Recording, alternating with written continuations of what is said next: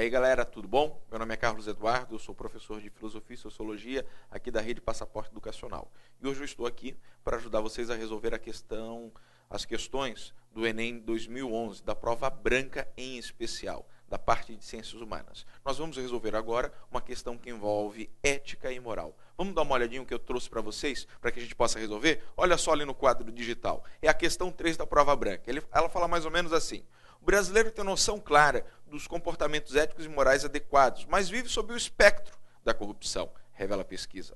Se o país fosse resultado dos padrões morais que as pessoas dizem aprovar, pareceria mais com a Escandinávia do que com Brusundanga, corrompida nação fictícia de Lima Barreto.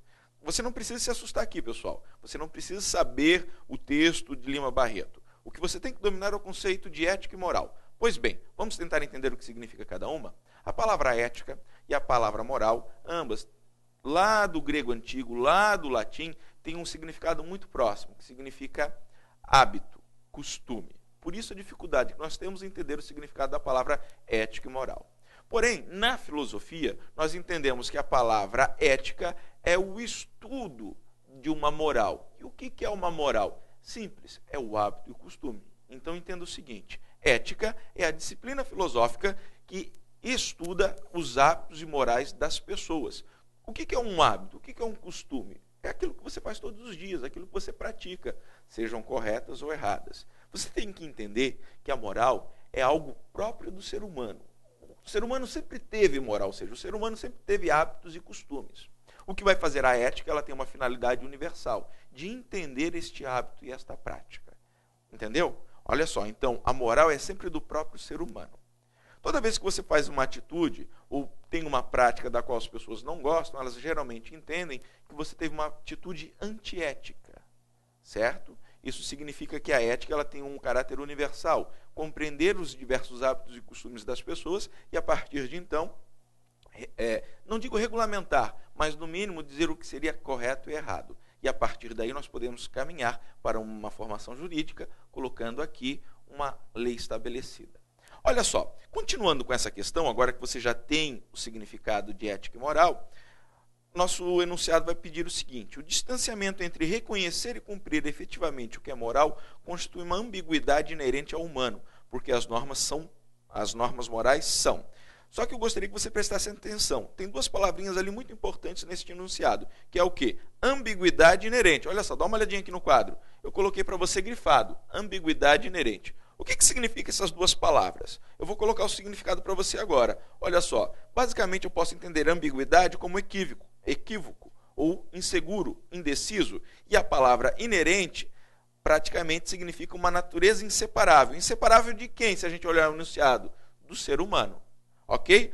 Traduzindo agora essa frase para uma linguagem mais comum, para você ter um acesso, veja só como é que fica. O distanciamento entre reconhecer e cumprir efetivamente o que é moral constitui um equívoco naturalmente separável de quem? Do próprio ser humano. Porque as normas morais são. Vamos dar uma olhadinha agora nas alternativas? Lembre-se, a moral é própria do homem. Ou seja, é o hábito e costume que ele tem. A ética vai tentar mapear, entender e dizer quais são os hábitos e costumes, ou seja, quais são as morais corretas, tá certo? Ou consideradas erradas por uma sociedade. Portanto, a moral é sempre do homem e pode se transformar numa norma de conduta. Vamos dar uma olhadinha aqui nas nossas alternativas? Alternativa A, decorrentes da vontade divina e, por esse motivo, utópicas. Sabe o que é utópico? É sonho, algo que pode ser não alcançável. Porém, lembre-se, o sonho de hoje pode ser a realização de amanhã. Mas vamos à alternativa B agora. Parâmetros idealizados, cujo cumprimento é destituído de obrigação. Alternativa C, amplas e vão além da capacidade de um indivíduo conseguir cumpri-las integralmente. Alternativa D, criadas pelo homem que concede a si mesmo a lei a qual deve se submeter. E alternativa E, cumpridas por aqueles que se dedicam inteiramente a observar as normas jurídicas. E aí, pensou direitinho? Lembra o que é moral, hábito e costume? Diz respeito ao próprio homem, às suas práticas. E o que fala a ética? Uma tentativa de entender quais são as morais e normatizar aquelas que são consideradas corretas ou erradas. Diante das alternativas, daquilo que nós lemos para você, vamos dar uma olhadinha qual é a alternativa correta?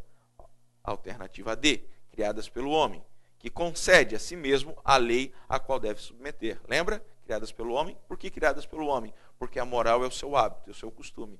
Sempre esteve conosco, não é? E se a gente observar que concede a si mesmo a lei a qual deve submeter. E aí é o emprego da ética, que está tentando mapear o que é correto e o que é errado na nossa sociedade. Entendeu? Gostou? Espero que você tenha gostado dessa explicação.